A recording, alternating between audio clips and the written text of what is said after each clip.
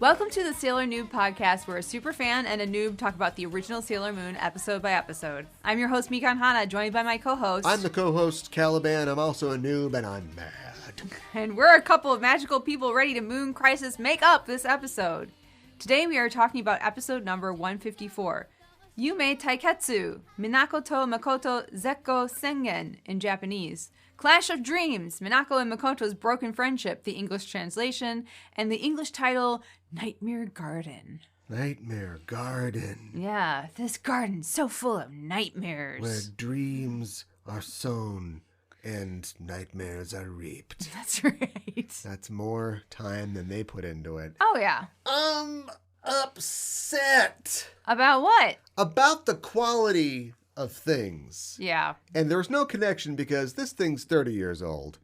But also modern cartoons are bad. Yeah. And there's a point where people go, I don't know what happens. A desire to excel, a great amount of talent, the right resources given, stolen, slipped under the door because every company would like to just pay the least amount possible for everything. Right. Or something great comes up. Mm-hmm. My beloved Farscape. I love to bring up how the hell did that show exist for 4 seasons in a movie? And like I'm just running into it. You know, we'll talk about my problems with Sailor Moon Supers, but also some of the modern cartoons I'm watching. Mm-hmm. They're just not well written. Sure. They're often poorly drawn, and it's just depressing. And I don't know if, you know, in a time where there is more media probably than there's ever been, are we spread too thin? Possibly. Has the standard become lower because the return is lower? And what's the return? I don't know. If you're making a G.I. Joe, if they're not buying G.I. Joes, it doesn't. That's your cartoon / commercial is not succeeding. Right. But nowadays there's nothing to sell around a cartoon. I don't know, a modern cartoon, a Netflix Castlevania, which I haven't seen. I'm just using as an example. Yeah. Like how do you know if you finish? How do you know if it's good or not? The Metacritic score? People are talking about it. The word of mouth? Yeah. The streams? I don't know. Metacritic, the streams. And whatever the process, and I'm connecting a 30-year-old series to now. Clearly there is no magic solution. There's no magic bullet or silver bullet. I don't know. Silver hammer? There's a couple different terms. Silver Where's bullet. Maxwell? Yeah, right. But there's no easy fix for that because things can be bad 30 years ago. They can be bad now. Sure. But I feel like we're more detached than ever because Netflix makes something, A Wednesday, for example. Yeah. Which is a popular property based on a lot of different stuff. Yeah. I mean, based probably on the movies that millennials remember from being children that are based on a TV show that only ran 2 seasons that was based on a New Yorker cartoon. Oh, I didn't know it was based on a New Yorker cartoon. It was based on a cartoon. Okay, interesting. Not a cartoon, Funny Pages. Funny Pages, yeah. Yeah. And so, is Wednesday good? I don't know. But Netflix looks at the numbers and goes, people watch it. And are they watching it because they love it, because they hate it, because they're required to, because they're entertainment reporters, because they like... The Wednesday dance? I'm doing the dance. Yeah. Who knows? But they're going to make more of that. Yeah. Do you know what I mean? Yes. And so I'm just... that is not a feedback system that you can use to make anything good based on that feedback. Right. Just the amount of eyeballs watching what they get from that is, obviously, this girl should play the girl who this interpretation of this character is clearly based on, Lydia Dietz from Beetlejuice in Beetlejuice 2. Right. That's all they get out of it. That is all they get out of it. I've made this point, I don't know if I've done it on the air, but I've made it to you, and your ears are probably ringing still because of all the points I'm trying to make all the time. But we have already AI'd ourselves. We're already AIs. We don't need a computer to write something that is just a amalgam of a bunch of other things that sucks. We do that already based on the numbers, trying to capture more people to see stuff and to watch stuff and to stream stuff. And we go, what are they going to like? We've been doing that for decades already. That's true. We are already human AIs that produce crap. We just know how many fingers a human has on their hands normally. Right, and which direction the finger should be pointing. And where the lighting's coming from. And where the lighting is coming from. Yeah. Yes. We know that. Yeah, that we know. When the computer figures that out, then we're in trouble. You have to teach the computer. But we're already in trouble is my point, and that's why I'm mad. Thanks for asking. You know what I'm not mad about? What are you not mad about? I'm not mad about the responses that our listeners are giving us on Spotify. Nice. On every episode of our show, there is a feature on Spotify that allows you to tell us what you thought of this episode. In fact, that's what it's called. What did you think about this episode? Yes. If you're on your computer, I also believe if you are on your app, your iPhone or Android app, you can click through in the episode notes, below where the episode plays, and go right to the Q&A where you answer the question, what did you think about this episode? And we've got some new responses. All right, great. I thought that I'd read them from our episode Shore Leave 12, where we talked about the Ninja Bear and the Atano Circus. We got a comment from listener Ribbon. Ribbon says, I look forward to seeing anime Yogi Bear stealing cows instead of picnic baskets. A picnic basket. Obligatory, the story is unbearable. All right, listen here. Listen, Ribbon, I'm going to do the jokes, okay? I'll do them. But that's pretty solid, though. It is solid. Thanks for that comment, Ribbon. And then on our last episode 153, Dentist of Horrors, Pala Pala's House, got more than a few comments here, and I wanted to kind of go through them. Listener Winky Bell said, I've been mainlining this podcast at work for the last month, and I love it. I don't remember Supers being this bad when I first watched it, though. Yeah, well. Happy to provide a service. Yeah. Love all the effort y'all put into the show. Thank you, Winky Bells. Thank you. Sorry. Yeah, it's hard. Thank you and sorry. Yeah, I don't remember it being this bad either, but it is truly bad. Seems like it's not that great. Listener Agata says, I am at the age when the most painful and frightening is the bill that comes at the end of a visit to the dentist. Yeah, I that's real. And Uki emoji, thesis in the middle of the show almost steals the episode. Oh, yeah. Green Heart. So I think Agata is referring to our new ad, which we played in the last episode. Nice. Which was a lot of fun to make. And yes. We're glad you liked it. Black Star Raven says, get ready. Okay. In a chair of doom, I sit and swoon, as the dentist's drill makes me croon. With every twirl, my fear doth grow, as he doth probe, my nerves do flow. I love it. It's fantastic. I go high, he goes low. A trip to the dentist would be my temp title for that. Thanks so much, yes. Black Star. Fandom Casual says, my kids are already terrified of dentists, and this was such a weird episode, I didn't dare show them. Liked learning about Mr. Dentist Eastlake, Andy toothbrushing culture. Very interesting. Cool. Thank you. Thank you very much, Fandom Casual. Thank you, Fandom Casual. I liked learning about Mr. Dentist as well. Yes. And the history of toothbrushing in Japan, something you don't think about, but we talked about. And listener Anna Handley says, finally, I love this episode solely for Mamo's rehearsals. I want more peeks of his personality and his interactions with the Sakino household. I want both those things as well. Yeah, I think I do too. That's probably the one real positive thing about the episode for me was that very strange glance into the inner workings of Mamo. Yes. Yes. Well, period.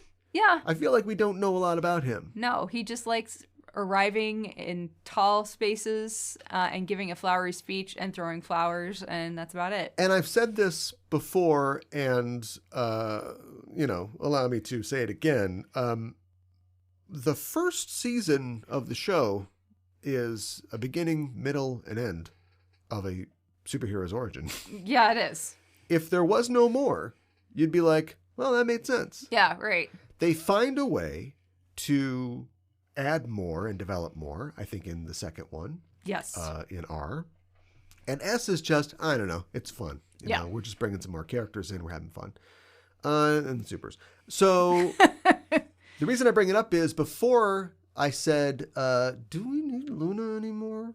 I like her, but it doesn't seem like there's anything for her to do if her charge is now I guess supposedly adults, grown up, self-sufficient superhero. Yeah. And we need Mamoru, I guess, as a motivator for Usagi. He's her boyfriend, but does the character have a function? And I'm not talking about him coming in and saving people. That's the formula. Yeah, right. I understand what the formula is. Right. But where do we go with Mamoru? And this episode maybe gives us a glimpse into what that might look like. Yeah. Let's watch. Yeah, and I wish we had... He's talking. He's having an entire conversation with a fire hydrant. Okay, that's what it looks like. Yeah. I mean, I do wish we had more of that. And I think that, you know, like you were saying, like the first season, it's like, is he a friend or is he an enemy? And then like in the second season, he like weirdly breaks up with her. And like, it's like, will they get back together? Sure, they're leveraging their relationship for drama. Right. But and in this season, he's literally just there. He's literally just there. And like every once in a while, like get jealous because, he is some woman into him or whatever. But that's basically it. Right. If they were farther along in their school career, we know that they were held back because of time loop. But this would be where he's, she's going to graduate. He's like, oh, do I propose? When's the right time? We give him a runner, give him something to do. Right. Yeah. Exactly. We don't do that, though. No, that's not what we do. Anyway, thanks, everyone, for your comments. We really do appreciate them. And you can always go to Spotify and tell us what you thought of the episode. That's right. Thank you again. Cal, would you like to break down today's episode? I'm going to give a recap. Yeah. I'm going to try. The problem with it is that we open on something bizarre. That's... How bizarre? There'll be plenty of that. It's Bazaar. Kyusuke, Momo, and Chibiusa are taping a poster to a light pole advertising the Honjo Nursery School Bazaar. And the squad is there watching this happen, and the kids say, "It's this Sunday. We're helping out as alumni." Okay. Homecoming already? Yeah, really? Oh, wow. I bet they get mail all the time, too, begging them for donations. Yeah, right. It's like, I already paid you tuition. It's preschool tuition. Leave me alone. Chibi says to Usagi, "As my guardian, you're coming, right?" And Usagi replies, "It's only at times like this that you even want me to be your guardian." It's true. We hear a whistle sound, and the girls look to see a crossing guard directing some preschoolers across the road. And this crossing guard, he's hot. Yeah. We're going to get right to it this week. This kid has it going on in the conventional sense. Mm-hmm. Usagi says, "Who's that?" And Kyusuke says, "That's Mr. Honjo, the principal of the preschool." And all of the girls have hearts in their eyes as they take in this tall drink of crossing guard. Except Ami? Yeah. Weirdly. No hearts in her eyes. No. This guy's a school administrator. You think this would be her kink specifically? You do think that would happen, yes. But she does look happy. Yes. Usagi says, "The principal? What a waste." She has a strict no dating educators policy. And if Mamo's a TA, that's going to complicate things. Oh, boy. No. Minako grabs Chibi's hands and says, "It's our responsibility. We older girls will make the bazaar a success." And everybody's a little weirded out at her enthusiasm, including Artemis, but he's seen that before. Oh, yeah, 100%. He's seen this a million times. Remember the time that she pretended to be a surgical assistant to get close to that doctor? Yeah. That was messy. Yeah. I want that. Momo says, "Oh, boy." And Kyusuke says, "Oh, got another one." And we see Makoto's face enraptured, and she says, "So charming." And Artemis is like, "I can't take it anymore." Sorry, Artie. Same. We cut to the inside of the school where lots of people from the neighborhood are helping with the bazaar, which is Honjo's bazaar. Mm-hmm. That's too long. How about Han Bazaar? Han Bazaar. Han Bazaar. It looks like it's specifically hot moms who are helping. It does look that way. Like hot preschool moms. But not how that sounds. Are they all like into Honjo, Principal Honjo, or are they just... See, what a great element that was not explored at all.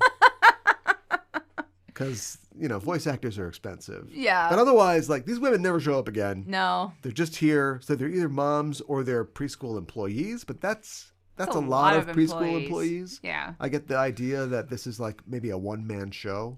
Possibly. He talks up, how small and rustic this preschool is coming up. He leads the squad in and he says, it really helps when people lend a hand. And Minako says, oh, it's okay. I mean, we can't do much anyway. Which is weird. Why would cut yourself like that? But that's okay. She's being humble.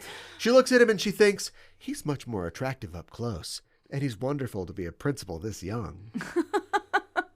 Hanjo says, we're a small urban preschool. I want to create a space where the children can feel the nature. And he's kind of looking out. I mean, the construction of this building, there's like a central courtyard or something like that, and he's looking out of this window at it. He says, I want to use the proceeds from the bazaar to make a flower garden. And Mako says, that's wonderful. Some pansies, anemone, tulips would suit a preschool. And Hanjo says, you like baseball? You know flowers? Yeah. And Mako says, yes, I want to be a florist when I grow up. And behind her, Mina's like, oh no, I'm already behind. Now, couple things. Thing one. Yes. No, you don't. You don't want to be a florist. Come on. In the manga. Okay. Never mentioned that once. No, you don't, Oprah. I'm going to no but that right here. Not moving forward with that. Come on. Right. She's never said that before. All right. And thing two, maybe saying when I grow up is not the sexiest thing you can prefer to an older man. And thing three, does Mako know that she does this? Is she just a complete fantasist when men are involved? Possibly. She is arguably the most talented member of the squad. Yeah. But she will immediately be like, I want to be an air conditioner repairman or whatever when there's any guy around, with like a handkerchief in his back pocket. Yeah, right. Anybody who looks like senpai or what have you. She's weirdly impressionable. She is. And she's also like weirdly good at a lot of things. Yeah. She'll do anything anybody says. Somebody's going to ask her if she can touch her elbows together and she's going to throttle herself. What? She's very talented. Is that what they say? Yes. Okay. They said that she's very talented. I lay on the she's joke. got talent in the, All right. Mina runs up and says, Mr. Hanjo, and she shoves Mako out of the way. Yes. She says, you like children? She says, you like baseball? This is what I'm talking about. Yeah. I think you guys need better game. Hanjo's like, yeah, I guess I like children.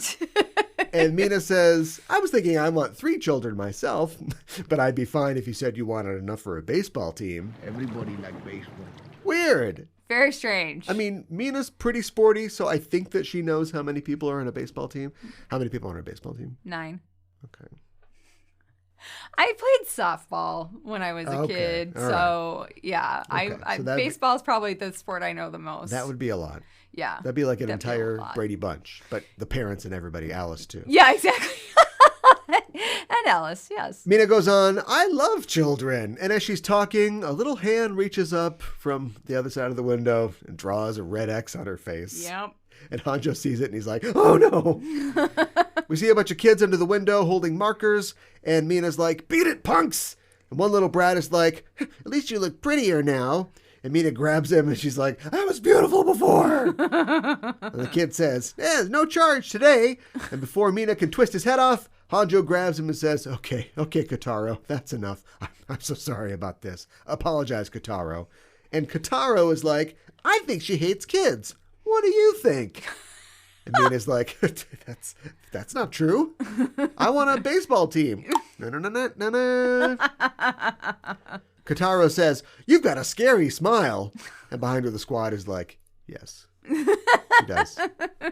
Mina leans in like, what did you say? But Mako runs over saying, okay, he's just a little kid. Be a little more understanding. And Hanjo says, okay, hey, let's get to work. Come on, Kotaro. And he and the kid start to leave. But the kid says to Mina, be sure to do a good job. Whoa! Oh my God. Drags him out of the room. Mina's like, that damn kid. He's getting cut from the team. As everyone gets ready to work, we see a winged flaming eyeball fly away from the school. Uh-huh. At the now visible Big Top in the center of town. And by the by, yes, if you get attacked by circus performers at a circus, you can just call the cops.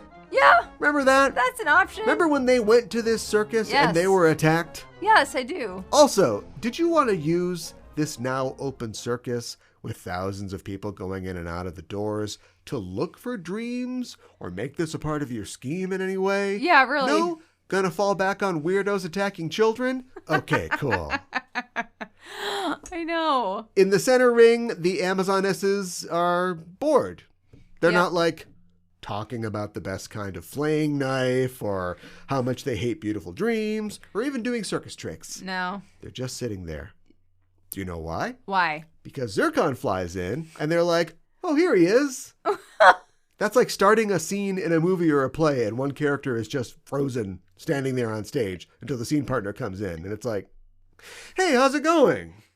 Like they were just like on pause until the next person came in. Enter laughing. Yes, right. There are too many episodes left for them to have given up this early. This is one of the reasons I'm mad. Okay. But it's totally fair. Sound of shrug. Zircon alights on Zirconia's staff as the catfish lady stands atop her elephant perch. And Vest says, old Zirconia, did Zircon find a target? And Zirconia must be in a good mood because she ignores this little microaggression and she says, this is a target Zircon went through a lot of trouble to find. There should be a little red X on Zircon. Yes! Marker marks on him. Yes. Zirconia throws down a 3D printed photograph to the quartet, and as they fight over it, we see that it's Hanjo. Yes. Siri says, girls, look at flowers occasionally and calm down. And she produces a green and blue petaled flower bud. Mm-hmm. And she says, this is a token of my appreciation. And the flower opens up. It's a lotus flower, I think. And it spreads pink pollen all over, causing the other Amazons to collapse in slumber. Yes. As the photo floats to the ground. Siri says, I guess they liked it. A super strong sleeping flower from the Amazon. Poppies. Poppies will put them to sleep. Leave the rest to me, Siri, the flower master. And she walks off. She walks off like Mae West. She's like... She's shaking her butt. Ooh, side to side. Ooh. We go back to Hanjo Nursery School where the bazaar is in full swing. The girls are aproned up and they're helping out, and Mako is leading the way. She's got some ideas for the merch booth. She's going to make okonomiyaki for everyone. Yep. She said that grated yams in the batter is the secret to flavor. Apparently. She's over at the Build-A-Bear station. Yep. She does it all. The kids say it's like having 1 million older sisters, which is a compliment going up. Yeah. Not the other way. Yes. If I said this is like having 1 million kid brothers, that would be negative. It's the mystery of life. Right, yes. Mystery of life. Hanjo comes over and says, you're good at this. You got a real talent for this, boy. Oh, my God. Have you thought about working here when you grow up? And Mako blushes and says, working in a school like this could be fun. You see, she's completely impressionable when she's like this. She is. Yeah. She's banished the senpai. Now it's time to replace him with something else. Yeah. Anything else? Well, he is an older guy. Do you have any ideas? Yeah. Oh, my God. We see an eye watching them through a crack in the door, and the door opens, and Mina comes in. And she says, Mr. Hanjo, quick, come with me. And she drags him off to a room where she says, look, I made this myself. And we see a weird-looking brown lump on a pole. It looks like a weird, like, beehive thing almost, Yeah. but not quite. And the kids and Hanjo are like, what is it? Yeah. And Mika's like, silly, it's a sweater. I was really on a roll when I was making it. And, like, 2 of the little girls next to them are like, I thought it was praying mantis eggs. Which is a joke that kills in Okinawa. Oh, my God. Is there a suggestion of mantis mating behavior here? Oh, I hadn't thought about that. Because I looked up maybe. what a praying mantis egg sac or bundle looks like. Yeah. And, it looks like it, I suppose. Okay. I don't know how I'm supposed to know that. Yeah, or why really. a 4-year-old child would know that. I wouldn't think a 4-year-old child would know that. Good night, praying mantis eggs. I didn't read that one when I was a kid. No. But a praying mantis, there's the typical behavior of the women eats the male after they aggressive mate. women. Yes. That's all I can think of. I think you're probably right about that. Mina's like, what? And she inadvertently twists Mr. Hanjo's arm, and he's like, oh, owie. Kotaro, who I'm beginning to suspect has a pre-reservation for juvie, says, I'll just borrow this. And he tugs at a loose string on the sweater, starting it spinning around. And Mina's like, what, you little... She starts chasing him around the bazaar. Yes. And knocking over all the booths. The merch table. The okonomiyaki stand. Japanese yams are everywhere. children starting fights. Want to know the rest? Hey, buy the rights. Han Bazaar. Han Bazaar. Han Bazaar. Oh my god, it's excellent. They're heading for the Build-A-Bear station, and Mako's like, whoa, hold up there. But Minako and the kid tear through it. And a cloud of dust rises up, and we see a bear thrown from the carnage. Yes. To tumble senselessly to the floor. Minako has this kid by the shirt, and he's like, let me go. And as Mako sees her wounded bear, Kuma-chan, lying still on the ground. Mako says, Minako! And Mina and the kid stop struggling and look around at the devastation they've caused at the bazaar. And Mina and the kid apologize. But Mako says, everyone here is being serious. And Mina's like, hey, chill out. But Mako is pissed. Yes. Mina tries to pick up Kuma-chan, but his stuffing, his very entrails, begin to leak out of the wound on his stomach. Yes. Mako snatches Kuma-chan from her hands and says, I'm never speaking to you again. And everyone is like, whoa, wait, over a bear? Seriously? Yeah, I know. That's one of my biggest complaints about this episode, too. Mina's like, look, I apologize. And Mako says, you shut up. I mean it. You shut your mouth when you're talking to me. Kuma-chan is really important to me. More important than you right now. And Mina says, well, fine. And storms out. As Usagi says, this is going to be a lot to clean up. As a cold wind blows through the construction paper chains that festoon the room. Yes. That night, Mina is ready for bed, but she's not ready to forgive that little brat, Kotaro. It's all his fault. That's right. And Artemis says, well, it's your fault. First, you'd never beat Makoto in domestic matters. Not the point I'd argue. Yeah. But still, and Mina says, and I can't beat her physically either. Ironically, her arms are up when she says that. Okay. And she's laying down. And he says, it's not my point. I'd argue you shouldn't be trying to get the principal's attention. Just help out with the bazaar. Yeah. The bazaar. Mina thinks for a second and says, you're right. You're absolutely right. And she gets up. And Artie's been through this a few times. So he says, yeah. I think you might be thinking of something different. And as Mina starts tearing through her possessions, she says, it was a mistake to act like Mako with the sewing and the cooking. I've got singing! And she whips out a microphone. Yes. A cold wind blows metaphorical snow all around. As Minako thinks, with my song, Mr. Hanjo's love, love heart will be mine. And a metaphorical wave crashes behind her as she laughs maniacally. And Artemis thinks, someone do something. Fun fact, Mina is a Batman fan. She's a Batman fan? As she throws all of her stuffed animals out of wherever she's pulling them out. Yes. One of them is a little guy. He's got a cowl and a little cape and a little symbol. And he's got a crescent moon on his forehead. Oh, so we made it Sailor Moon just a little bit. Batman, maybe Sailor Moon. Mina is a Dr. Mid-Nite fan. Ooh, maybe. I don't know who Dr. Mid-Nite is. Many people don't. Okay. He is a very old superhero from DC Comics who is not that big today because you got a Batman. What if this guy... Okay, I want you to listen to me. This guy has a cape. Yes. The cape is attached to a hood. Yes. And the hood comes down just below his mouth. Yes. His nose. It shows his mouth. Yeah, that's Batman. He runs around in the dark. Yeah. And he throws bombs and boomerangs at people. Yeah. Yeah. I mean, that's Batman. Bruce Wayne sued that guy out of existence. Yeah, right.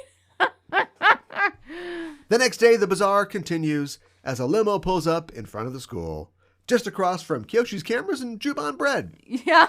Two old-timey, suit-wearing attendants roll out a red carpet, and I'm sad to say, we're never going to find out anything about that. No. We'll never find out anything about that.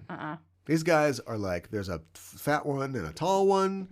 They're in like striped pants and like top hats, and they seem like they're all in black and white. Did you notice that? No, I did not notice that. They notice have no that. coloration. That's so strange. So I don't know if, once again, we're just literally too lazy to color them, or if there's some backstory here. It's like a Laurel and Hardy, or if there was like an old-timey Japanese comedy team that they're based on. There could be a story there. Yeah. But we're going to move on. Yeah. The limo door opens, and out onto the red carpet steps Siri in an orange and yellow strapless dress with pink mesh sleeves, and I think like a mesh modesty thing too, like over her shoulders, yes, right? Yeah, I think so, yes. And a red tulip belt buckle. Mm-hmm. Oh, and white furred gloves. And a green tiered hat. Uh-huh. It looks like Devo, which has got a giant yellow and red flower on it, which I believe is a tulip. Yes. And she says, "This is where my target is." Right after these messages. Yeah. 10:15. 10 minutes, 15 seconds. That's an early eye catch. It's why so many early eye catches? I don't know. I think it's so they can just throw it then to, and then action and things happen and I think that they're no more story, you know. Yeah, or I less think story. they're throwing it closer to like the bad guys attack and that sort of thing. I don't like it. Yeah. Inside, the okonomiyaki is frying, but Mako's making just one. Come on, step aside. You got to do these like 32 at a time. I've seen the YouTube videos. Come on, we got hungry people at this bazaar. That's true. This bazaar. We're in the weeds here. Chibi comes up and says, "Hey, have you guys seen Minako?" The girls haven't. And Mako has this crazed look on her face. I know. When she says, "Just forget about her." And Usagi says, "Mako, you're mad about this." And Mako's like, "Mad? Ha! Ha! No, I'm not." And Usagi's like, "Yes, you are. About how she broke the toys, or she messed up the decorations, or she ripped up Kuma-chan." And this whole time, Mako is like more and more brutally dealing with her okonomiyaki. I know. Until finally she stabs it with her spatula. She says, "I said I'm not angry." And her spatula bends as Ray says, she's pretty pissed off. Yeah. If Ray says she's pretty pissed off. Come on now. From an adjacent roof, we hear the strains of a poppy tune. And Chibi says, "That song." And Artie says, "It can't be." Do we get to see what it is? We do. Yeah. We cut to a giant banner saying, "Minako Aino, Superstar Idol, Recital and Autograph Session." Yeah. We see a stage with a boombox on it, and there's a couple of preschoolers kind of milling around. And a gloved hand reaches out from the wings of the stage and shuts off the stereo. And we hear, "Hi everyone, good afternoon." And Minako runs out on stage in a mint green formal dress with blue elbow-length gloves and knee-high boots. And she says, "Thank you all for gathering here today just for me. I'll sing with everything I have for you, so cheer me on." Chibi says, "Okay, what the hell is this?" And Mina says, "As you can see, it's Minako Aino. Onstagey. We're going to kick it up. 3, 4, c'est la vie." No, Moonlight Densetsu starts playing as a kid with a lollipop is like, "Do you know Minako Aino?" And another kid's like, "I've never seen her." Another kid says, "Maybe she can't be on TV." And another kid says, "Maybe her stuff doesn't sell well." That's like... What are these, the kids of A&R execs? I know, right? Like, you're the preschoolers. Why are they talking like this? I didn't see her in Spin. Minako's getting more and more frustrated by these kids who are ferociously licking their lollipops, by the way. They are. Minako puts her mic down and says, "Little kids just don't understand my charm." And she runs out in tears. Artemis looks after her and says, oh, here we go. "Say, Makoto, can you come with me for a bit?" And Mako's like, "Me? Oh, right. Yeah, she's a real troublemaker. All right, let's go. Come on." Back at the bazaar, things are going well, but Siri is not impressed. As she walks through the merch tables, she says, "What a cheap little festival. What's so fun about it?" And a hand offers her a mouse-eared balloon and says, "Welcome to Hanjo Preschool." And we see that it's Hanjo. And Siri likes what she sees. Yeah. Which is weird, because they don't like anything. They believe in nothing. That's true. But she's like, yeah, this is okay. So we got a sign off from the evil overlord. Under an overpass, and not the other way around, Mako and Artie catch up with Mina, who is surprised to see Makoto. She says, "I envy you, Mako, for having your dream right by your side. My dream of being a pop idol is 1.68 billion light years away." That's a very long and very specific distance away. It is. She says, "I thought I envied everyone who has their dreams when they can reach them." And Mako says, "Are you saying the dream of being a florist or someone's bride is easier than being a pop idol?" Well, yeah, objectively, it probably is, but I guess I see your point. Yeah. Mako says, "It's not like I was naturally good at cooking or sewing. I had to keep trying because I liked them." And Mina says, "I'm doing my best to be a pop idol too." And Artie says, "Please, girls." And they say, "Shut up." And he says, "Why me? It's me, Artie." We fade from his head to Siri's balloon in a weird kind of match fade. Yeah, it's weird. And we see Hanjo explaining his garden dream to her. And she says, "That's such a small dream and fitting for a cheap festival like this." And you don't even have okonomiyaki. Yeah. Hanjo is like, "Cheap? Oh, is this something like Japanese? Like, I'm offended, but I like have to laugh because I'm uncomfortable thing?" Maybe. Because otherwise, I could it's see just that. part of all the terrible dialogue in this episode. Yeah. It'll be in the rating. He says, "Sorry, this is the dream for all the children. You see, I want to carefully nurture that dream." And Siri says, "I'll turn that dream into a nightmare for you." She grabs her balloon and pops it. And when we see her again, she's at her circus togs. She says, "Here you go, seeds of unhappiness. This is a thing I can do." Yeah. And she throws 2 handfuls of seeds at him, and they hit the ground, and they grow into thick vines that spread throughout the school. She's got kind of a poison ivy thing going on. Yeah, definitely. Here's a poison ivy quote. "Ooh, coming up and see me sometime." I mean, it's just like any Apparently, Uma Thurman's trying to do Mae West in the Batman. Oh, is that right? Batman and Robin. Don't you feel like any bad guy who's a woman who has the power of plants just gets compared to poison ivy no matter what? Name another one. There was one, and last season, there was a girl who was a bad guy for like one episode, and she had the plants. Telu. Yes. I'm surprised you didn't know that. Yeah, Telu. Thank you. That was her name. She had like blue hair though, didn't she? I don't remember if she had blue hair or not, but she had the power of plants, and we did talk about poison ivy in that episode as well. And so therefore, your theory is proven. Yes, that's right. My theory is proven with those 2 entries. I think she had green hair. Okay. I have blue-green color blindness. It's all good. The bazaar attendees are like, "This bazaar is too bizarre. Too bizarre." And they run screaming from the building, but Kotaro is like, "This is amazing. Wait, no, it's terrifying." And he exits, pursued by vines. At the okonomiyaki booth, Rei is just putting the finishing touches on one, which would be great if she was just like, "Oh, it's perfect then." Yeah, right. People, "Oh, it's ruined." But that's not what they do. The girls see Mr. Hanjo being stalked by Siri, and Chibi says, "Let's transform." We cut back to the underoverpass, where Mako and Mina stand on opposite sides of a column. Mako says, You let yourself run loose too much." And Mina says, "So what?" Got her. This is where they go. "I just want to switch places with you for one day." Right. Oh, no. Freaky Friday. Mina in Mako's body. We're boy. in trouble. I think we're in trouble. We're in trouble. Yeah, I think so too. Meanwhile, Mako goes back to Mina's place, and she's like, "There are a lot of food containers here." She just cleans everything up. Yeah, I can see that. Meanwhile, Mina's like, "Coming up on stage number 2, the goddess of love and beauty, Venus." Give it up for Venus. Kotaro comes cruising in saying, "Something terrible is happening at the school. Help!" Back at the school, Hanjo is surrounded by a thick forest of vines, and Siri lines up her pool shot saying, "Colliding ball!" And she banks a shot right into his back, knocking out his dream mirror. But sorry, Charlie, it's not a golden mirror. Mm-hmm. You're a cheat and a swindler. Siri says, "It's not a golden mirror," and she breaks her pool cue. Yes! She doesn't even use her knee. She just goes, Psha. Yeah, you're right. That's coming out of the circus budget. She says, "Guess I have to get rid of you." But we hear, "Hold it right there."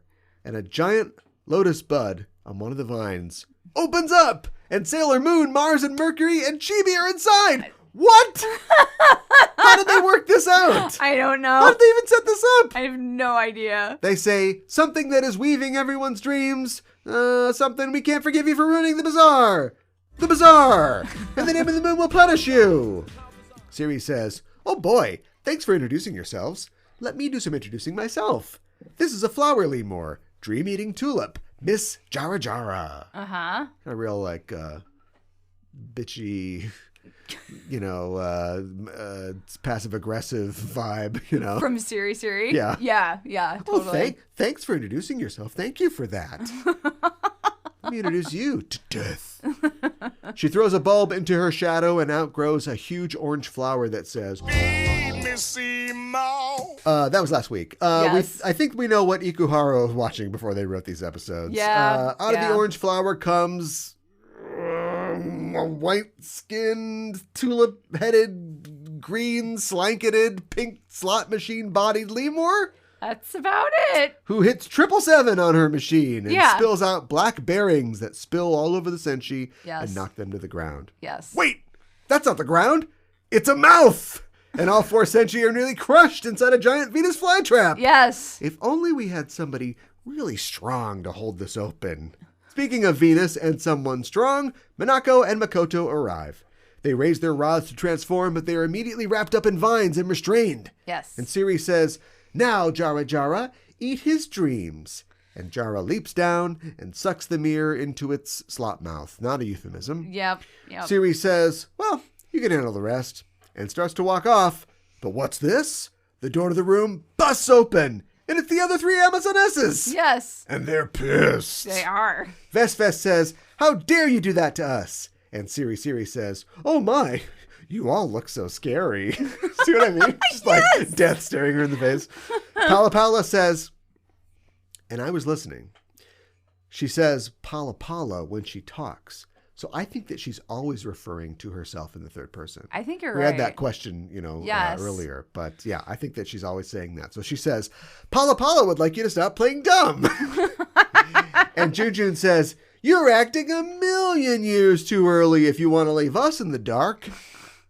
What? I have no idea. Quick translation rewind. You're 1,000,000 years away from pulling a fast one on us. Okay, that makes more sense. Okay? Everybody is being hyperbolic about distances in this episode. Yes. Siri's like, "Wait, we can talk this out." What is any of this, and what are they mad about? Putting them to sleep? Yes, putting them to sleep. Okay. That's what they're mad about. Well, that really comes through. Yeah. The senshi are struggling mightily in their respective predicaments when Artemis runs in. It's Artemis! My God! Artemis! And he tosses Mako and Mina their transformation rods, which for a cat, that's tough. Yes. Artie says, "Both of you should have new power, dormant inside you, just like Mercury and Mars. You've got to share an episode. Sorry we blew one on the dentist thing last week." Yeah. And he's also grabbed by the vines. The 2 girls contemplate their rods. Not a euphemism. As the tips begin to glow. Not a euphemism. Oh my God. And they realize their new powers. Their bonds tear away, and they both transform into sailors Jupiter and Venus. Now with 50% more wreaths. I know. There's wreaths behind them. Yes. When they transform. Yes. Just before Siri gets a beat down from her allies, she's like, "Who's this? It's Sailor Jupiter and Sailor Venus." Yes. Venus gives the love and beauty shock. Yes. Sending them flying. And Jupiter activates Oak Evolution. Yes. Which destroys the vines holding everybody. Uh-huh. They both say, "Now, Sailors Chibi and Moon," and they clasp hands. Uh-huh. Chibi clasps her hands, and with a wave of her Carillon and a twinkle yell, she summons Pegasus. Pegasus says, "Can you guys stop having fights near schools? I'm not supposed to be here." Oh my God. Sailor Moon gives us the MGM, and Jara stages out for the last time. All 4 Amazonesses wordlessly bawl out, and the thread is over. So the bazaar is back on. It is. How bizarre. How bizarre. The crowds have returned, and Mako's ready to pimp these stuffed animals. Yes. Mika approaches her stand and says, "It's a little uneven, but you think you can sell this?" And it's Kuma-chan. Yeah. All sewed up, just a bit worse for wear. As she hands the bear to Mako, Mako sees that Mina's hands are covered in Band-Aids. Yes. Like she had a little trouble with the needle. Uh-huh. And Mina hides them behind her back, and she's like, "Oh, nothing."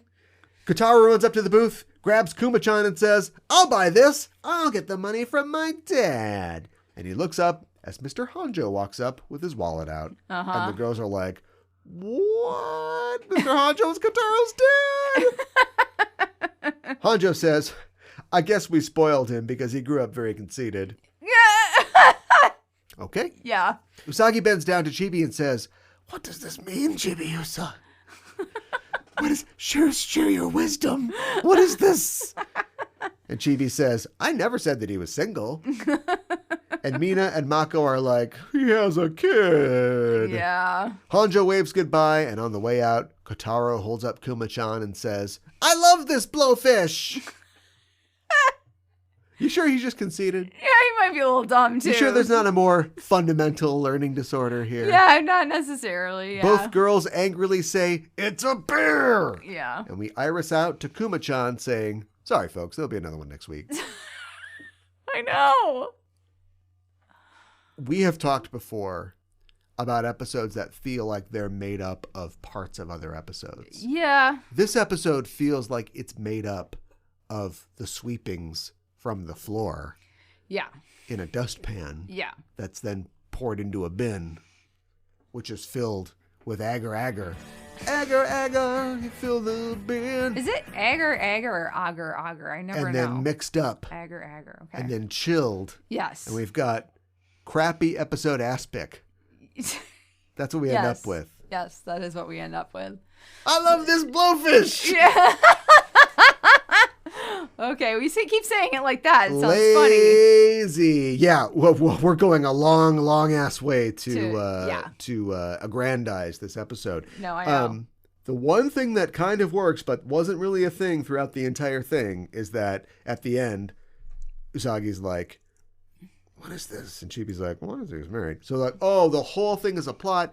Chibi knew that they would see hot principal, and so that she could get 5 more people to help.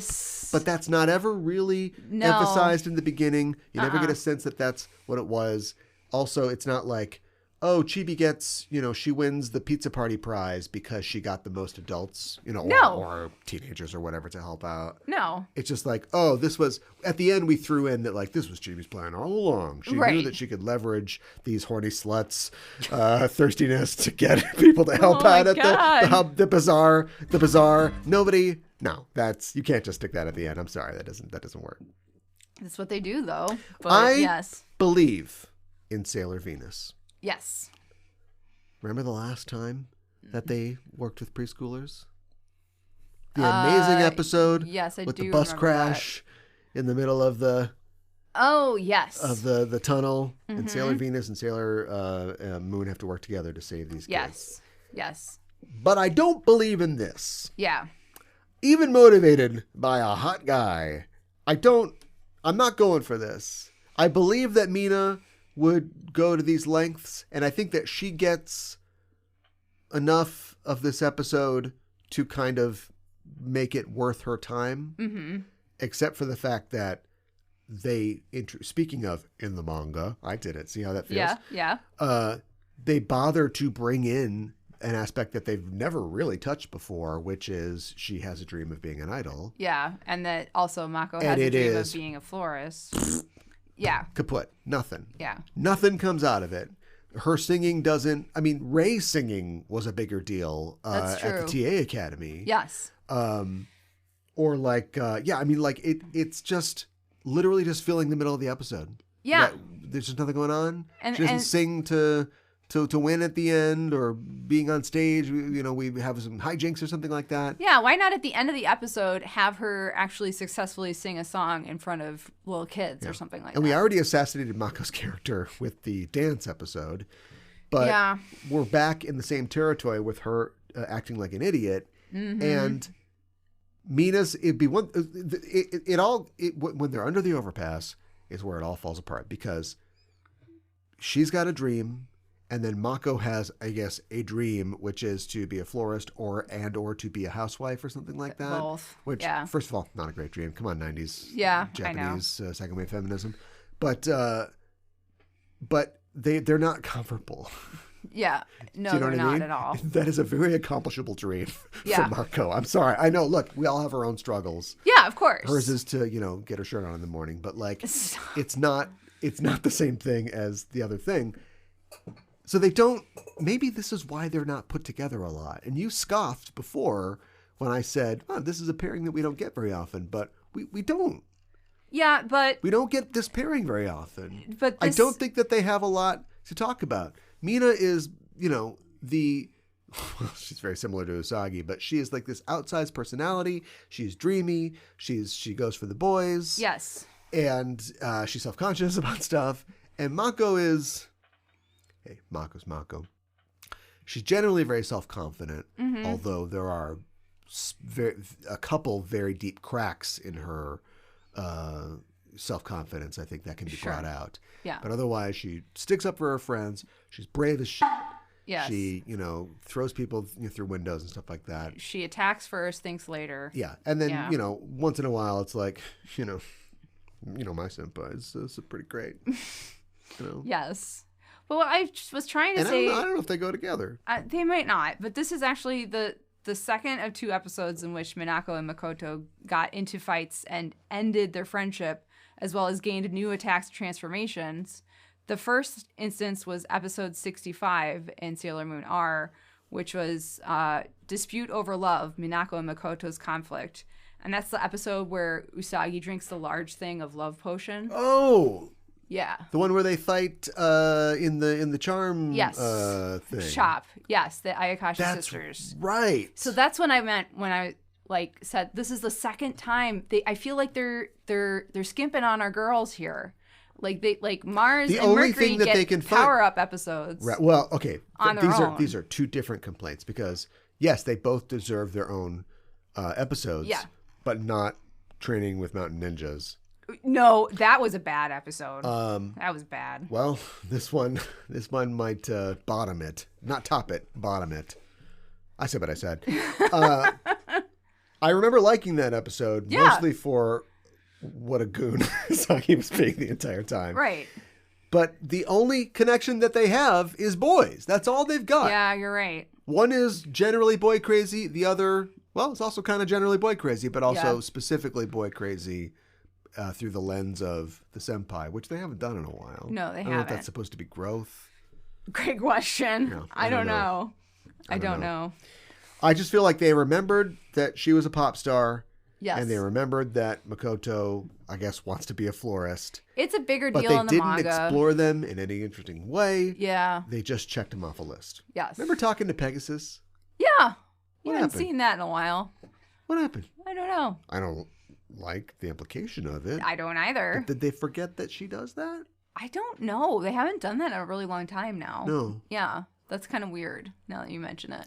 I feel like this has always been kind of a problem on the show, which is we've talked about the holding patterns before, where they know there are major beats either because they are in the manga or they are just where the story's going to go from here on out. So the Battle of the 10 Warriors, this is going to evolve the story of Sailor Moon R. Yes. And we're going to hit the next phase. When they're good, they're very, very good, which is to say that they come up organically. When they're bad, we just literally go next thing, next thing, next thing until something happens. Yes. And a lot of times that happens in like the second half of the first, part of the season or in the second season. I feel like this whole season has year been like that. has been this. Yeah. And instead of, we know that there's a big thing coming for Pegasus, so until we get there, we can't do anything else. Yeah. And I'm like, you could. You really You could. absolutely could. If you wrote something, you could do it. Yeah. Instead, you're falling back on formula. Hey, there's something new. There's a store and they sell Pogs or whatever. Right. It's 1993. Right. And that's a formula. Formula exists so you can hang gags on it. Yes. That's true. why the formula exists. Yes. It's so we can put our characters in a situation and our unique characters have unique responses to things. Right. It does not exist so we can see every small business in Tokyo. No. No. You are absolutely missing not. the forest for the trees when it comes to formula. We love it when she says, hold it right there. She says something. We love it when the rose comes in at the last second. Yes. We love it when they play this exact same animation every single time for her to do the, stage out or whatever. But they are literally just going through the motions of formula at this point. Yes.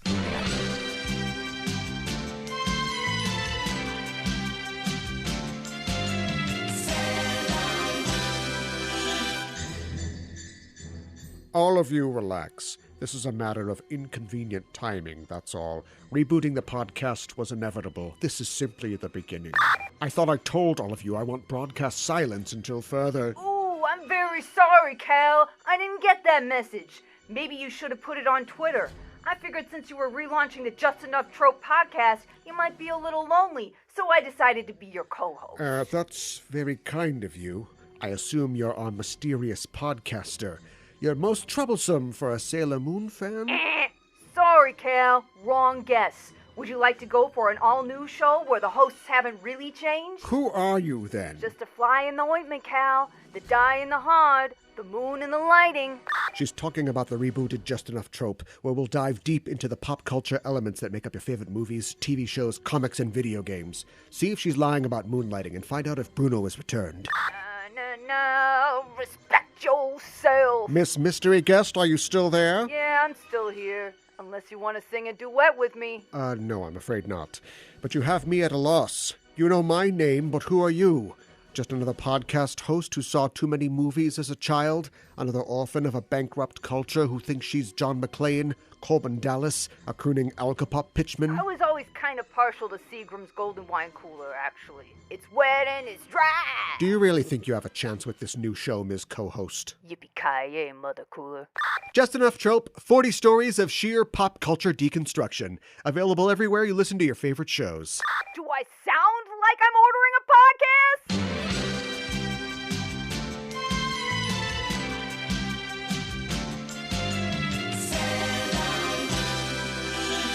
Today for Kyoro Kyoro Miru, or Curiously Looking Around, where we talk about elements of Japanese culture within the episode, we're going to be talking about kawaii culture in Japan. So in this episode, Mako stuffs a cute teddy bear and Minako dresses as a kawaii-styled idol. So I thought this would be a good chance to talk about kawaii culture. So Okay. Kawaii means lovely, lovable, cute, or adorable, and it is the culture of cuteness in Japan.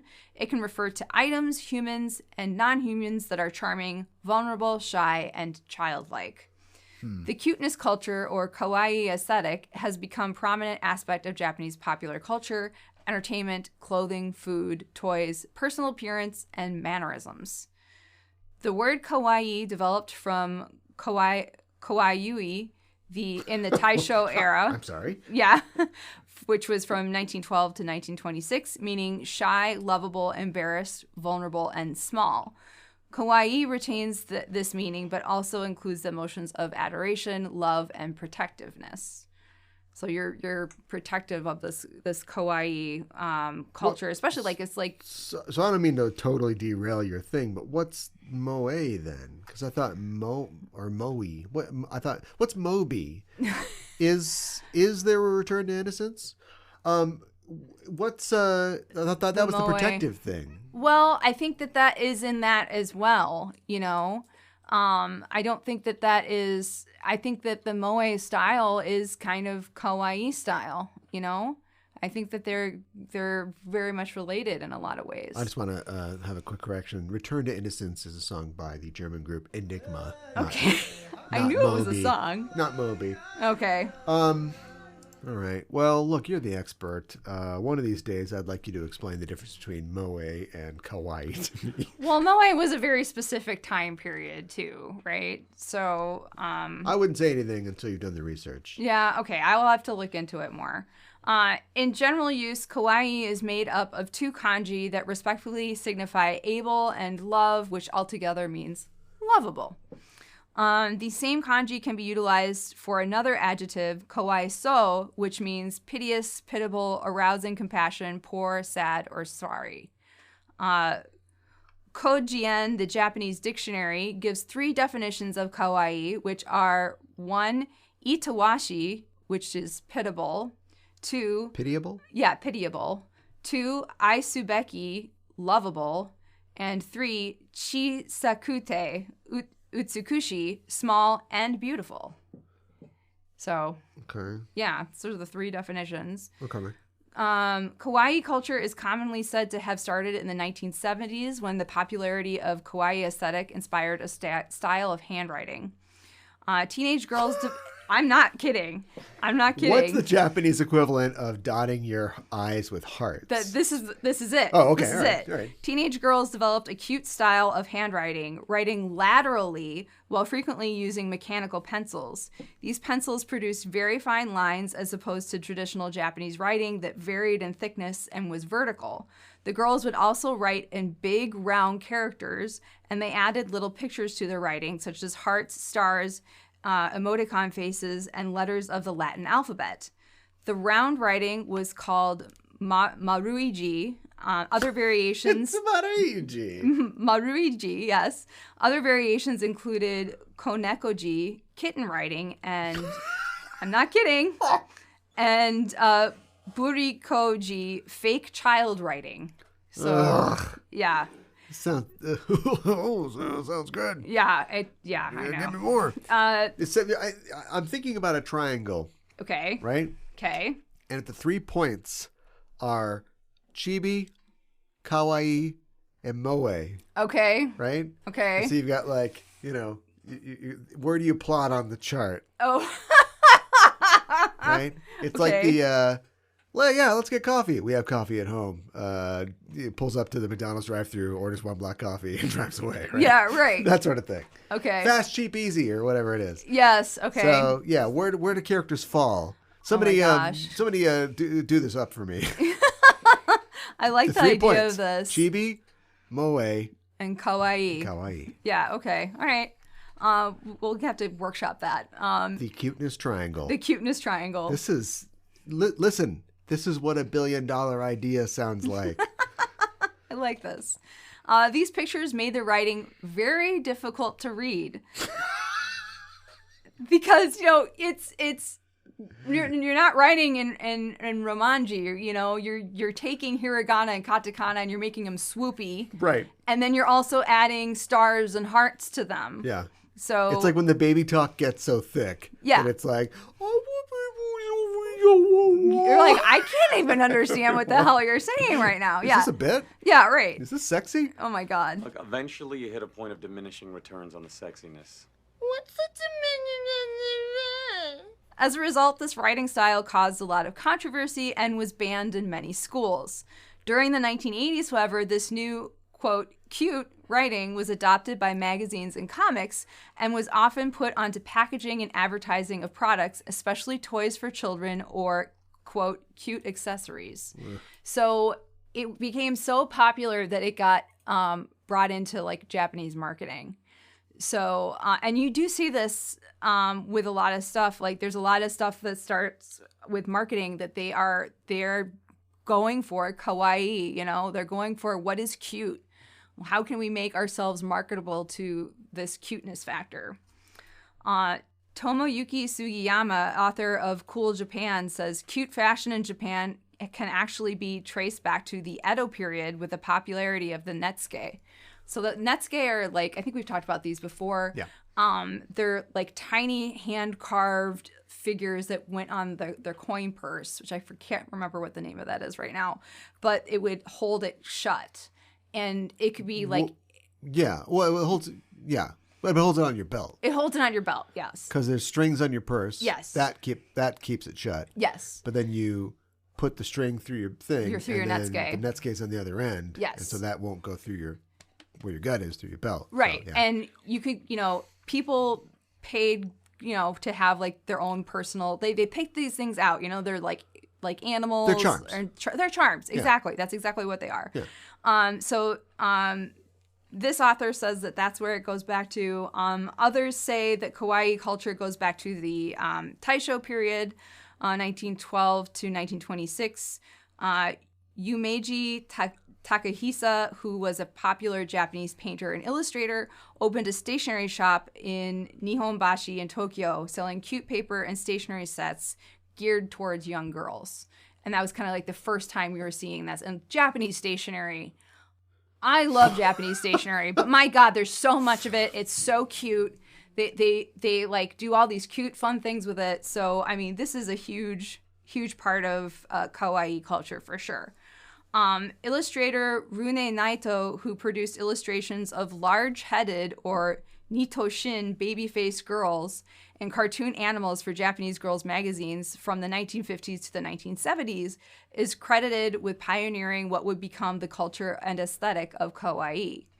In 1974, Japanese stationery brand Sanrio created its iconic character Hello Kitty. Designed by Yuko Yamaguchi, the super kawaii cat was first printed onto a vinyl coin purse. Almost 50 years later, Hello Kitty is recognized all over the world, has over 50,000 product lines available in 130 countries, and even has her own themed Shinkansen. There is a Hello Kitty Shinkansen. I'm not kidding. Yeah. Yeah. Okay. So this is a billion-dollar, this is a thing. This is a big part of Japanese culture, whether you want to admit it or not. So that's the kawaii point of the triangle then, would be Hello Kitty. Hello Kitty, yes. Okay. Yes. Gotta figure out what the moe is. What is the moe? Yeah. A moe girl? I don't know. Yeah, whatever. Whatever girl is, people want to protect. Yeah, right. Or have sex with, or whatever. I don't know. Want somebody else to do the research for me. Yeah, okay. Get ad block on there. We'll work on that. And then the chibi would just be something with a big head that's not supposed to have a big head. Sure. So yeah. Chibi Ultraman or something. Sure. Sanrio began creating quote-unquote fancy goods or fanshi guzu for stationary items like mechanical pencils, pencil cases, notebooks, etc. At the same time, the manga magazine Ribbon began creating their own fancy goods to include with each issue. So again, we're seeing cute stationery being created and geared towards young girls. In 2008, Japan named Hello Kitty as their official tourism ambassador, fully embracing their kawaii culture. Hello Kitty is the epitome of kawaii culture. Her oversized head and eyes are disproportionate to the rest of her body, and she has a small nose and no facial expression. Her blank manner means that people could give her any feeling whatsoever, making extremely popular character and going beyond gender and age. In fact, most kawaii characters have the following simple, simplistic characteristics: large heads, tiny compact bodies, big eyes, a small nose, and little or no facial expression. The lack of emotions is what makes them so kawaii, because people can protect themselves, or can project themselves onto the character. Yeah. So, icons like Hello Kitty were deliberately poised to be international, and the Sanrio's founder even said that Hello Kitty was intended to be, quote, the Japanese cat that overtook the American mouse, end quote. Which, that's, I could see that, and I almost feel like... you come with the king, you best not miss! Yeah, I know. I mean, Mickey's still huge, right? But I think of Hello Kitty as being even bigger than Mickey Mouse in a lot of ways. Like, she's on more things. Like, she's on more goods. Mickey's on things, but here's a funny thing. Yeah. There hasn't been like a Mickey Mouse cartoon. No. In like 50 years. Which is weird when you think about it. At this point, but I have been thinking about this. Thanks for asking. At this point, you can only hurt yourself, right? Yeah, I suppose. What if they make a Mickey movie? Let's say the Super Mario Brothers movie, right? Yeah. Makes $1 billion. And they're like, we got to do it. We got to take our flagship character. It's time for a Mickey movie. Yes. Everything else is failing. Pixar's down to what if writers had feelings and it's just like filming themselves like kissing or something. Yeah. We don't know what to do. It's time for a Mickey Mouse movie. If it doesn't make $1 billion or $2 billion, right, it's a failure. Yeah, you're right. Nowhere to go but down. You're absolutely right. So they've been in that position since the success of Snow White, since the success of all their movies then, and then of course the revival in the 80s and 90s. There's no point. Now you can have them show up in Kingdom Hearts. Oh, I'll kill you. Yeah, right. Oh my God. Or whatever. Here's some hit points or whatever. But there's no point in having a Mickey Mouse movie. Why don't they even do like a cartoon? Like why aren't they producing even stuff? A weekly cartoon? Yeah. The attitude toward kawaii has sometimes been varied in Japan. Critics and op-eds have proposed that it infantilizes Japan, calling Hello Kitty a potential humiliation abroad, with Japan looking too kitsch. That's very self-aware for the Japanese. Yeah. Yeah. Or is that just some mean old fuddy-duddy who's like, I don't like cute things? Well, I'm more of a moe guy myself. I think it's get the triangle. I think it's a couple of people. It's not just like, I think it's a big enough group of people saying, is this really what we want everybody to see us as the kawaii culture, and everything? But we already do. I know, exactly. The 1980s also saw the rise of cute idols such as Saeko Matsuda, who is largely credited with popularizing the trend. Women began to emulate Saeko Matsuda and her cute fashion style mannerisms, which emphasized the helplessness and innocence of young girls. Matsuda's hairstyle, which was just kind of like this flippy little 80s bob, and her fashion, gestures, and speech came to acquire the name buriko, a child or a girl who pretends to be kawaii. Buriko is not so much a style or a state of being, but a set of tools employed to mask the self, particularly women's sexuality. So I'm a cute little baby, kind of. Don't love that part of it. I got to be honest. The 1980s trend of women's denial. Gentlemen, what if the international community thinks that we're weird perverts? Listen, have we thought about this?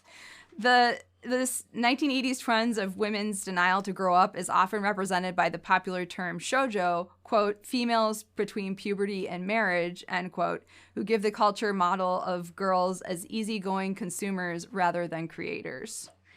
I just thought that was interesting to include since Sailor Moon is shoujo. Is it the same shoujo? I think it is the same shoujo, yeah. Well, okay, but listen to this. Yes. The word youth. Yeah. What does it mean? Being youthful. Or it could young mean people. It could mean a person, a youth. A youth. You're right. It could be, not being old, the opposite of being old. Or if you are an ad person, youth is something you're trying to capture. It's something you're trying to sell to somebody. That's a really valid point. Do you know what I mean? So shoujo could mean a lot of things in this context. No, you're absolutely right about that. I think that that's a very valid point, too. But I do think that this one does mean selling things to people. It means selling things to girls who are, preteen to later teen, I think. Yeah. A study by Kanebo, a cosmetic company, found that Japanese women in their 20s and 30s favored the, quote, cute look with a, quote, childish round face. Having large eyes is one aspect that exemplifies innocence. Therefore, many Japanese women attempt to alter the size of their eyes. It's going to find their face. just stick a bike pump in there. Let's go. Oh my God, no. To create this illusion, women may wear large contact lenses, false eyelashes, dramatic eye makeup, and may even have what's known as a double eyelid surgery. Yeah. Kawaii fashion is a subculture in Japan. I know we've talked about this before, there are many types of kawaii fashion, the main ones being Lolita, with all of its varieties, such as Gothic Lolita, and Decora, which is a style that is characterized by wearing many decorations on oneself. It's considered to be a self-decoration. Cosplay is another subculture that is frequently also kawaii, although not always kawaii. Yeah.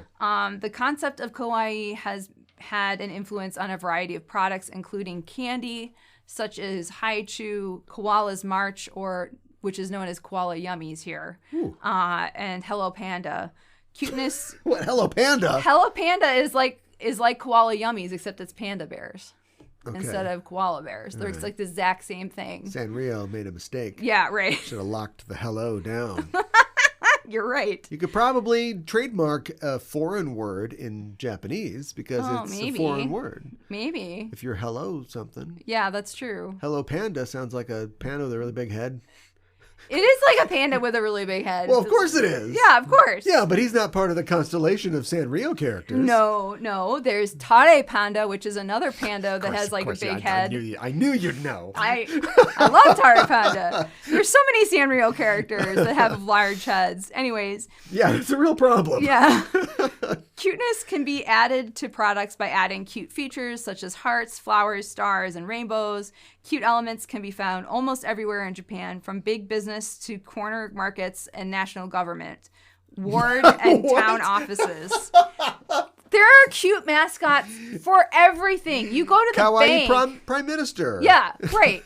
You go to the bank and there's a kawaii mascot at the bank. You go to the post office. There's a kawaii mascot. You know, the mascots. You go to the Hydrocephalic Society. Yeah, right. There's a kawaii. Oh no. Oh my God. Everybody has a cute mascot. Many companies, large and small, use cute mascots to present their wares and services to the public. Kawaii has gradually gone from small subculture in Japan to an important part of the Japanese modern culture as a whole. Characters associated with kawaii are astoundingly popular. Quote, global cuteness is reflected in such billion-dollar sellers as Pokemon and Hello Kitty. Japan has become a powerhouse in the kawaii industry, and images of Doraemon, Hello Kitty, Pikachu, Sailor Moon, and Hamtaro are popular with mobile phone accessories. There are character and anime cafes that are pop-up or permanent in Japan.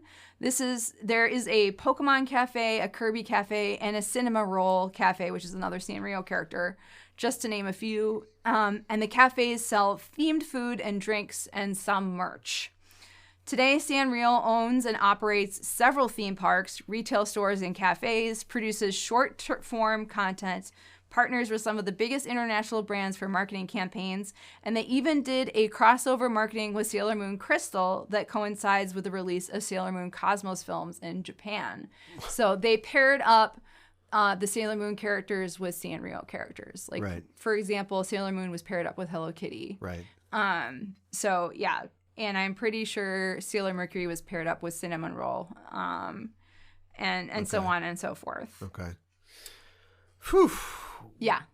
It's a lot. You know, in this new global environment, you know, we got a balance of cuteness. You know, we exports over imports. Come on, we set the cuteness. We don't import it cute. We export cuteness. They do export cute. That is 100% correct. That's it. And not to be outdone, Pikachu is now on the side of 10 ANA passenger jets, the Pokemon jets.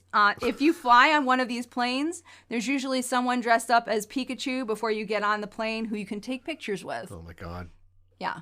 I've seen this in several people's YouTube videos. Don't they want to get on the plane? Yeah, but before you board the plane. Now boarding. Yeah, the line. I know, Think about boarding a plane. I know. And now we got people stopping to take pictures with Pikachu? Yes.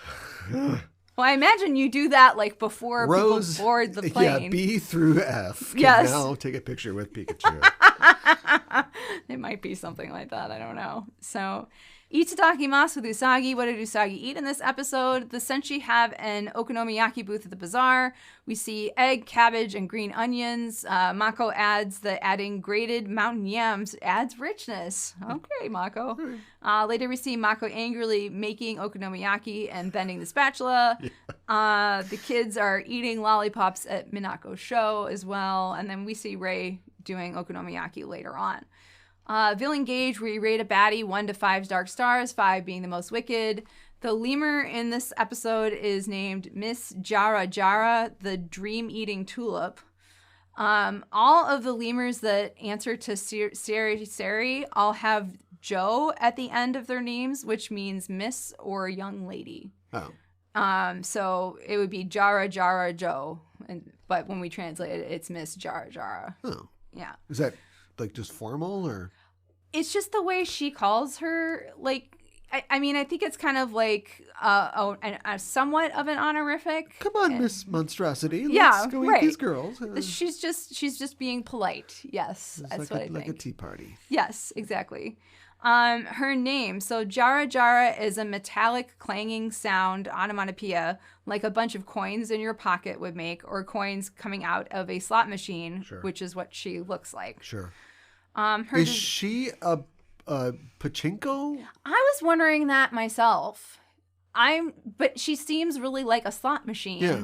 And because like pachinko machines, I guess they can be different, right? Because like sometimes you pull, but you win, and you're trying to get the ball. You want to win money. Yeah. But the balls come out. That was Well, so it winning is like balls? pachinko. So can you turn the balls in? Yeah, I know, right? I'm not entirely I like to cash sure. out these balls. Yeah, right. So she's an anthropomorphic tulip, but she has red tulip head with a white face and snake eyes. Her arms are leaves with white fingers on them. It's weird. It's like, yeah, but I said slanket before because it is like a slanket. It's like, I guess it's leaves, like you said, but it's baggy around her, and then her fingers like come through like the ends of the gloves or the arms or whatever it is. It's really weird. Yeah. On her chest is a pink slot machine or pachinko machine with 3 sevens, and the mouth part opens and multiple black balls come out. Her skirt is an open pink flower with yellow balls at the end of each petal, and she has white legs with red tulips on her knees and large red diamonds on her shins. Yeah. She's terrifying. I'm not sure why she is a flower with a slot machine on her chest. The only thing I can think of is because had to make Jara Jara work somehow. Well, yeah, but the only thing I can think of is they're doing this bazaar. They're raising money to plant a garden. So they just thought, garden money. Boom, what do we got? What are our ideas? That's the only thing I can think of. Yeah, there's not like there's other games, because you might have that at a bazaar, like a cakewalk or like, some charitable gaming. Where you'd play a thing and, oh, you lost. Oh, you win. You get a little cheap bear or something right, but that. you give money to play the game. See that there. No, we don't. So, yeah. Yeah, she lets the balls out and then she eats the dream mirror and that's about all she does. I'm underimpressed. I mean, she's terrifying to look at, but I'm going to give her 2 out of 5 dark stars. I think I got to give her 2 as well. And it's not your fault, Jara Jara, Joe. Yeah. It's too mixed up with whatever Siri's doing. That's true. Siri has plant powers. There's a giant Venus flytrap. There's vines. Yes. If these were, and I know that she's the master of flowers, but if these were things that were given to the Yoma or the lemur in this case, they would be more germane to a flower tulip thing, and she would be more effective. As it is, she's fine. The design is crazy. Yeah, but it's crazy in a disturbing, bizarre, attractive way. I like her design. Yes, I don't understand it. No, but I like it. But you're right. She doesn't do enough, and then she submits the balls, but we never make I don't understand what the balls are. I don't either. I don't know why it could have been coins or money or something like that. So it's just like, it's just a mess. She doesn't really do enough, and it just sits there a while. These Pretty two much. girls get their sticks and get their powers and then destroy everything, and then she's dead. So yeah, I mean, it's it's a 2. Yeah, we're not going to be calling back to this one. No, we're not. Take a bow or a rating on how our villains left the stage of life. With her arms outstretched, she yells, "Rest! Stage out!"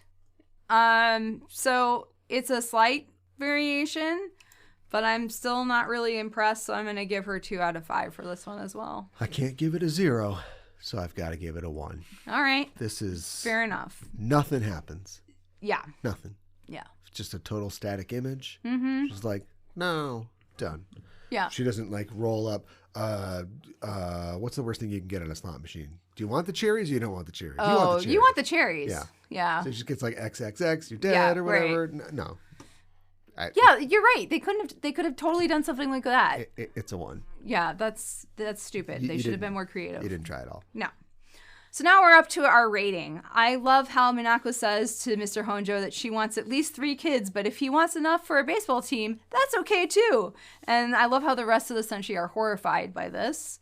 I like Kotaro when he says that he thinks that Minako doesn't like kids and she gets mad at him. I like how Minako is trying really hard to be awesome at domestic skills like Mako, but her sweater is absolutely atrocious. It's hideous.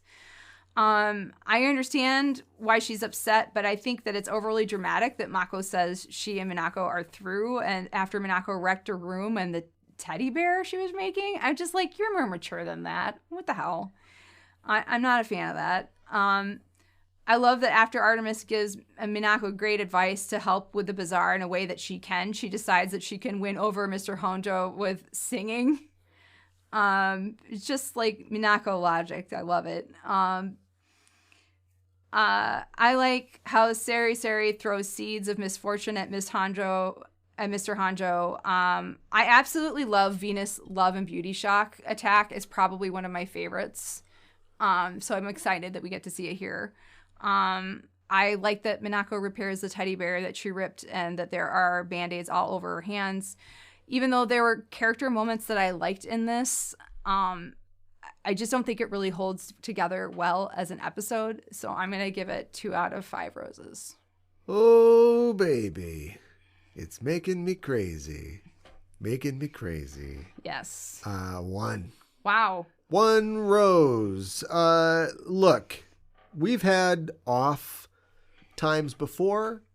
We've had lazy episodes before. Mm-hmm.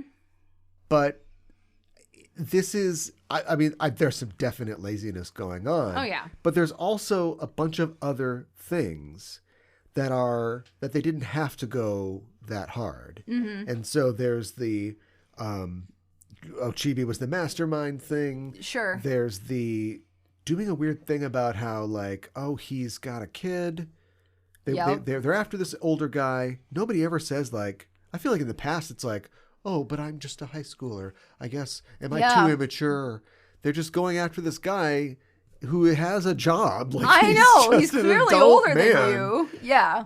And that's weird. There's bringing manga elements in, but with no intention of really exploring them or doing anything with them or even having them impact what's happening in the show in any way. That's true. There's bringing, I mean, the unforgivable thing of bringing Momo and Kyusuke back, and like they're literally just set dressing. They don't get involved in any way. Nothing is, there are a bunch of elements that could all, here you go, they're all seeds that if you'd water them, they could grow into something. Yeah. But there's too many of them, so maybe they're choking each other out. I don't know. Yeah, right. But if you just picked a couple things and you committed to it, we could have developed into something. Mm-hmm. But they're just, I feel, like I said, I think that we've seen off episodes before. Yes. But at this point, and all the things that we've pointed out previously, I feel this is symptomatic, I think, of a laziness. Yes. Of not knowing where to go and just running out the clock and falling back on the formula. Yeah. Which, like I said, is not about seeing every small business in Tokyo. It's about letting our characters express themselves in a certain thing. And then also just the unforgivable crime of like taking 2 characters that don't interact a lot and wasting an opportunity for them to interact and not even giving them the rest. Yes, exactly. Just getting like, they don't even get their own episodes. They don't get their own episodes for their power-ups. I cannot forgive you for this. I cannot forgive them either. It's a 1. Yeah. My English title is Broken Heart, Little Tart. What? I don't think that means what you think it means. Oh, okay. What a tart is. You're talking about Kotaro? Well, I don't know. Who's the tart in this case? I don't know. I was just thinking, the girls would be in kind of tarty. Little tarts. Little tarts. Broken hearts, little tarts. Broken hearts, little tarts. Oh, add an S. I still don't like it, but it makes a little more sense. Add an S. Do the S $sign thing. Yeah, so. James Cameron comes in. Tell you what. Broken hearts, little tarts. Trusty is on the board. Lying through it. That's right. And they're like, we're Japanese. We can't read that. I've talked about how I feel like the show is just really revving its motor and not going anywhere and kind of wasting time and being kind of lazy. And so for this one, my title is Fallen Idol. Oh, God. IDLE. Next episode, we were talking about episode number 155.